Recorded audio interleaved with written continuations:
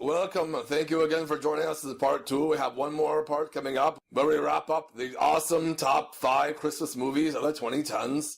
Tis I, Rata, the furry king of awesome. As you can see, I am an adorable white tiger. Although today you may refer to me as Rata, the reindeer. I don't have a red nose, though it's pink. Get it right. Yes, we're bringing out a special guest, another animal friend of mine. We introduced him in the part 1 of the special. I hope you watch that over here. We have a really funny ensemble comedy kicking it off at number 5. It's Office Christmas Party. This came out just last year, 2016. Very good comedy with lots of great comedians, actors, you know, from tons of stuff. We got a whole lot of people in the office. We got TJ Miller being a laid-back boss, you know, one of your friends. So TJ Miller, you might know him from Silicon Valley and Cloverfield. He's great. He's been killing the game lately and big star. Right? And he's kind of like a hero for you, isn't he? Oh, definitely, man. Definitely. I love to smoke it up with him, dude. Like, I love him in everything, man. He seems like a really cool guy. Like, he's a very funny comedian. If you ever see his stand-up, I recommend it. It's good stuff. Jason Bateman, he plays the same kind of character and everything, but does it so well, right? Oh, definitely, dude. Definitely.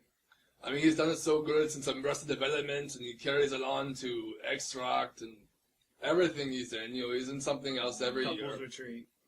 Yeah, you know, horrible bosses, he's great, and you know, he's trying to solve a problem, a major issue with getting people together and getting something finished, some kind of accomplishment. In this case, they're trying to throw a massive Christmas party, office Christmas party. You know, the name of the movie, it's pretty obvious there'll be a giant party in the whole movie. What do you think about that aspect of it? The party was like the whole movie, dude.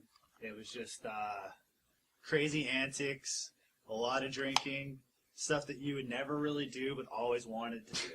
Yeah, it seems like everybody just kind of cuts loose, and that's a little bit of the problem I have with this movie. It seemed a little bit unrealistic at times. Yes, your job may be in peril, the brunch is possibly being closed down, that's kind of the premise of it. Jennifer Aniston plays another horrible boss time, was the main boss, and also the sister of TJ Miller's character, so they're co-bosses for the companies and different branches, and she's the one who actually has her shit together, and TJ Miller does not. There's lots of different arcs between characters, a lot of different dynamics there was really interesting. I thought the party itself it's fun. It's clearly a very lit party, you know, people are going crazy and throwing things around and drinking and getting to drugs, and okay.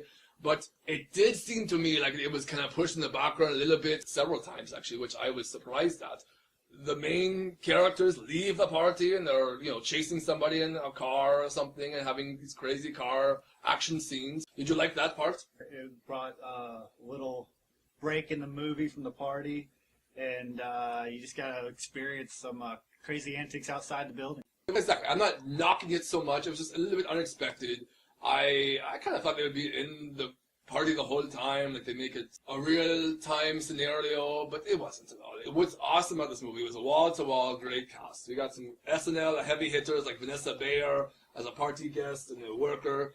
Kate McKinnon, one of our favorites. You know her from SNL, right?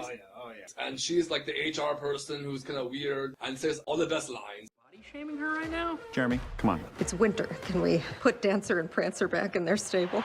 She was kind of the embodiment of the Christmas, like, regular traditional spirit. You know, she wanted to be very conservative and have a tree and do all the, you know, Christmas things, but she wasn't all about being wild and crazy.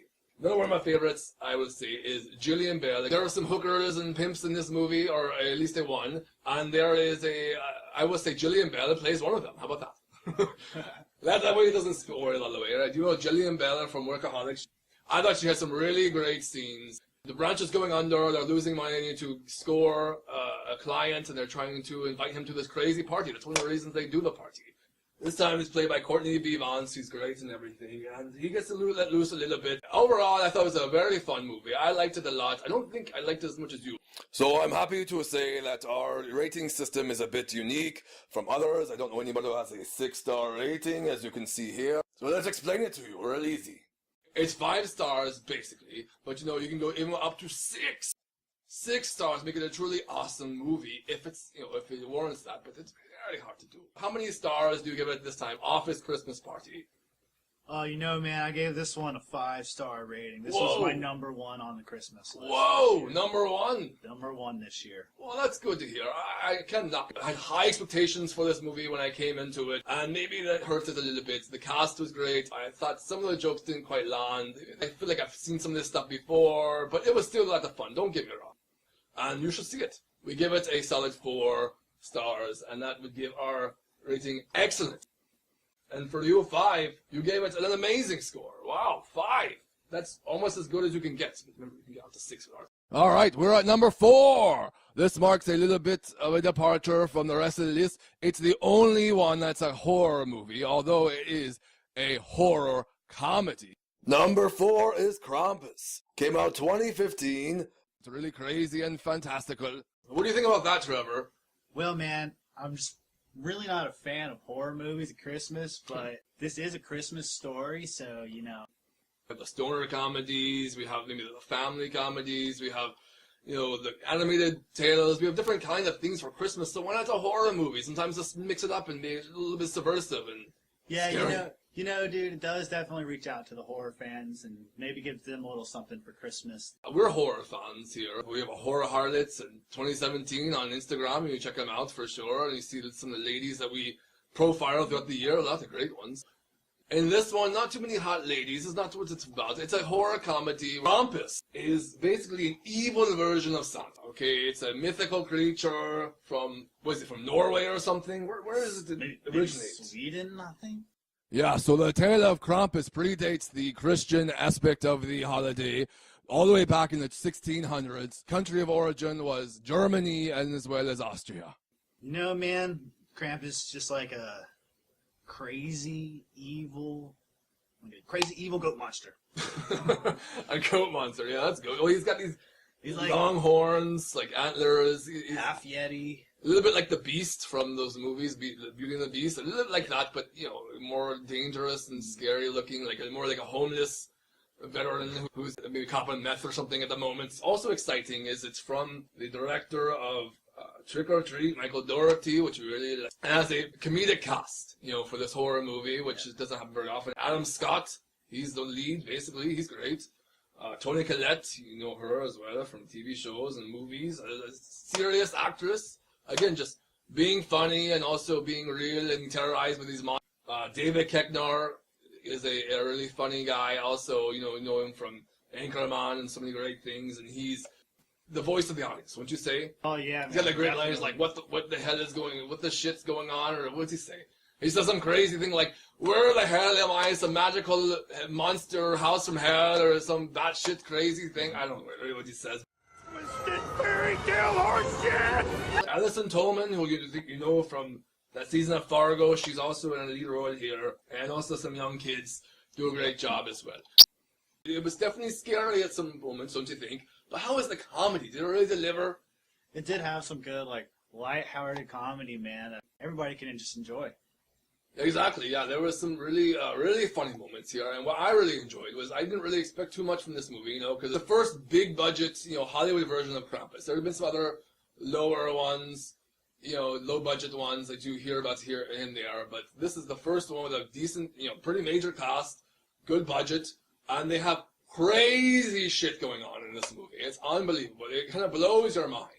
I was not expecting for some of these images and some of these characters. There's some evil elves and demons and possessed gingerbread men. I don't want to tell you too much. Just go see Krampus. It's hilarious.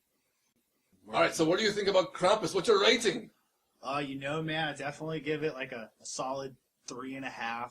I don't really enjoy the horror movies at Christmas time. Really? That's surprising. Okay, but I want to feel the good warmth. The bud's gonna warm me up, man. Jolly like Santa Claus. I get that. You wouldn't be happy, but at least this was a horror comedy. It wasn't a full-on horror, so it wasn't like there was so much killing and body count that you couldn't stand it, the blood. Oh, no. It was PG-13 horror after all. We really enjoyed it. We're going to give it 4.5 stars. Fantastic rating. Hey, stick with us for part 3 and our conclusion of our rated awesome Christmas cinema celebration. We've got some comedy hero worship to get to, and we got more stoner comedies that you can throw a joint at. Sorry we're late, but as stoners, we're not always on time to everything. That's definitely not one of our qualities we're known for. But if you think about it, 2 years early of 2020 for this list, we're on the cutting edge of being late and early simultaneously. I want to thank every one of you. Man, women, children, animal creatures, fairy tale monsters, all of you. Thank you so much for watching. We hope you enjoyed these reviews and watch these movies. Tell us what you think, or comment below on the YouTube and the Facebook pages, Instagram, all over the place. We love to hear your feedback. Now, go forth and be awesome! When I was young,